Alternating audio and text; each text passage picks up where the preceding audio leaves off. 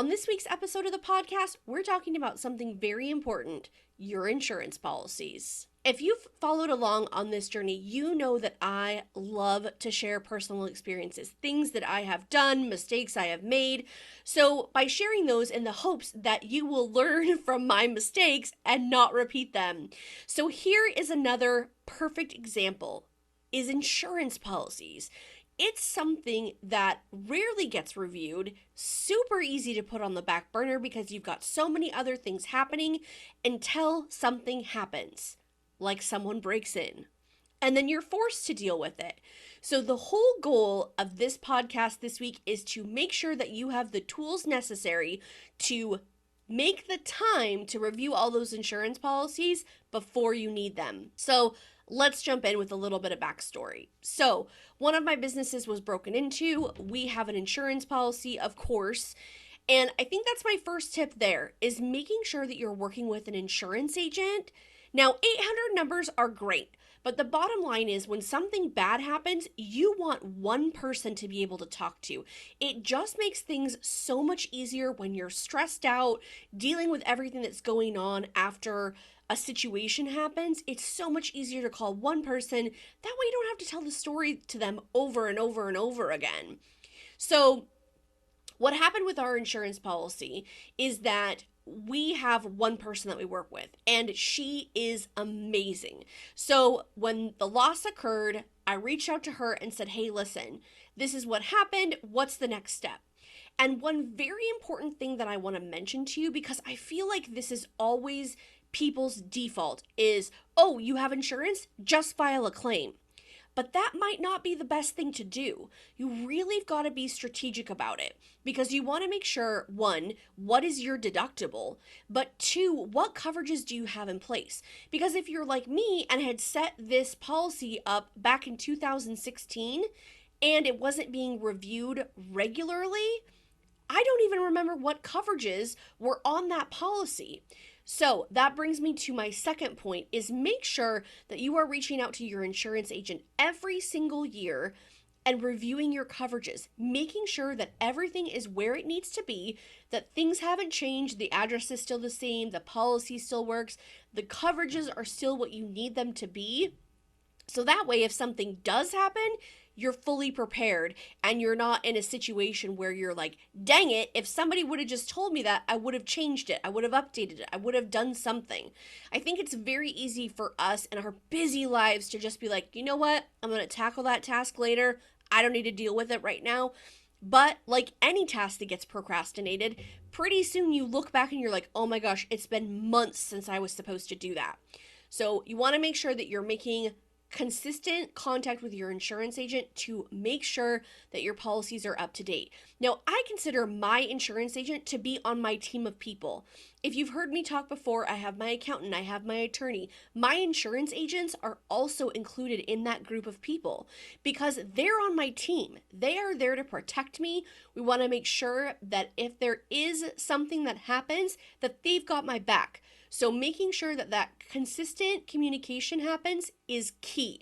Now, when deciding or not to file a claim, I think it's really important that you don't call your insurance agent and just automatically file a claim. You want to ask them some questions. For example, what's my deductible? What do my coverages look like? Now, even though I know what my coverages are because, like I said, we've been reviewing them every year, I don't remember right now because the stress of everything, I've forgotten. So double checking what the coverages are. Does it make sense with my insurance agent to file a claim? Now, because this situation just happened, I don't know if that's the right move to make yet. The reason why is because I haven't gotten bids to see how much the damage is going to cost, how long it's going to take. The good news is that I have certain coverage for income. So if I lose income because I'm not able to rent that unit out, I've got coverage for that. So that's great. And that's something that you want to make sure too, that if you have any sort of rental properties, that you do have that same coverage. So that way you're not out the rent because of course the person can't keep their stuff there, can't live there, whatever the case may be, while you're making those repairs. So make sure that you have that coverage available to you. It'll save your bacon if you need it. Once I've got all my bids in hand, I'm going to compare them. I'm going to decide who I'm going to hire, but I'm going to make sure that it makes sense in relation to my deductible to file that claim. So typical deductibles might be $1,000. Well, if the damage is only $400, it doesn't make sense to file a claim, because what a lot of people don't realize is that those little tiny claims that get made over and over and over again, for example, let's say a mini mart and their glass gets smashed out of their door. Well, if that happens on a reoccurring basis and they're filing claims every single time that happens, the insurance company might say to them, listen, we can't do this anymore. We're not going to continue to pay out for that. You want to make sure that you're using insurance for those big claims and that it makes sense to file an insurance claim. But this, again, is where that conversation with your insurance agent comes in and is going to be huge. A perfect example of this is during one of the storms, we had a tree limb come through our dining room window. And when I say it came through the dining room window, it came through the dining room window with a vengeance in the middle of the night when I was completely asleep. Scared the daylights out of me. But that, like I mentioned, is the example that I used where my deductible was only $500, but the cost of the window and the repairs that needed to be done were only $400. So it didn't make sense to file a claim for that when it was under the amount of my deductible. And yes, it would have been very easy for me to just say, yep, just file a claim. But I think that people forget sometimes is you've got to think long term, that if you had a glass claim, but then a couple months later, you had a total loss, your house burned down or something like that, you want to make sure that those resources are going towards something when you actually need it.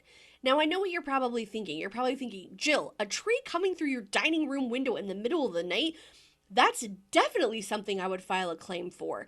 And that's true, but had it been $1,000 to fix the window, then I definitely would have. So you got to balance that out and make sure it makes sense to file those claims so you're not filing claims and then get dropped by your insurance company because you're just doing it too much. The other thing to keep in mind too when you're filing insurance claims is mentally prepare yourself for how long it's going to take to get the claim taken care of. So I'm talking about from start to finish. So we got a call from the police department that something had happened. That was what started the clock. Now it's a matter of making sure that everything is secure, making sure that everyone is able to get their stuff out of their units so that way the repairs can take place, finding someone to do the repairs, getting on their schedule, seeing how long once they arrive, how long it will actually take to fix. What's the extent of the damage? I don't know that.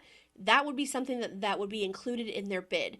But I always recommend that you get a couple different bids just so you can compare. And also, timelines are a big deal too.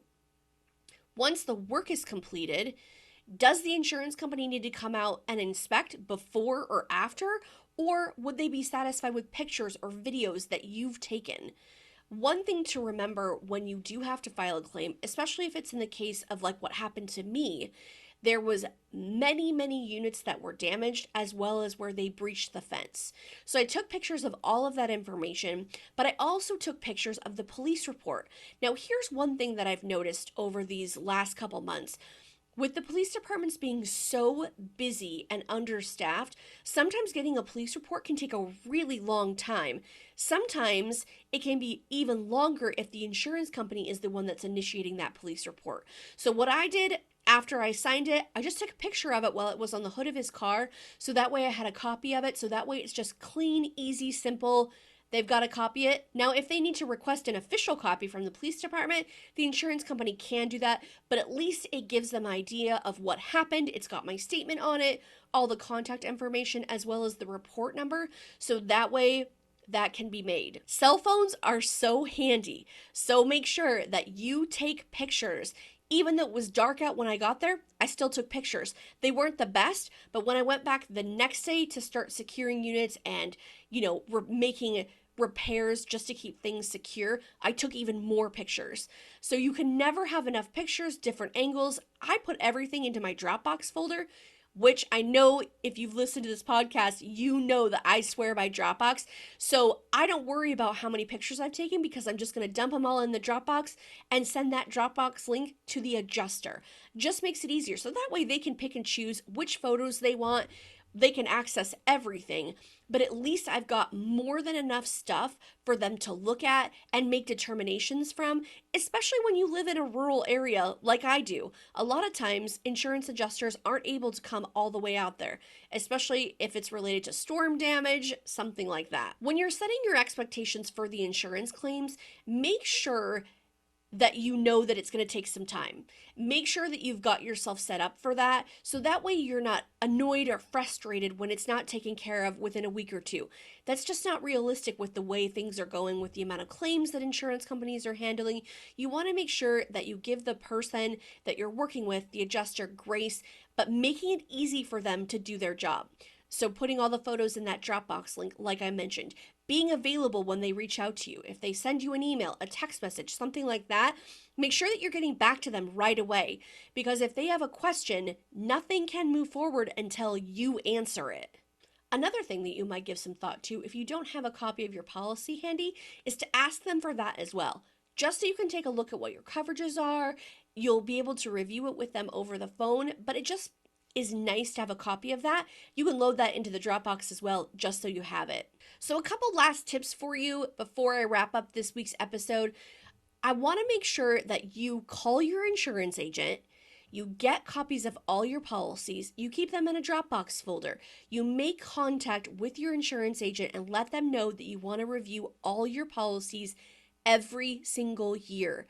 Ask them to send you a scheduling link, anything that will help the both of you connect and go over all your policies to make sure that you have the coverages you need before something bad happens. You know that I love to give you tips and tricks on this podcast that are quick and easy, and that one is my number one. Make the call today. Get copies of everything you need before you actually need them.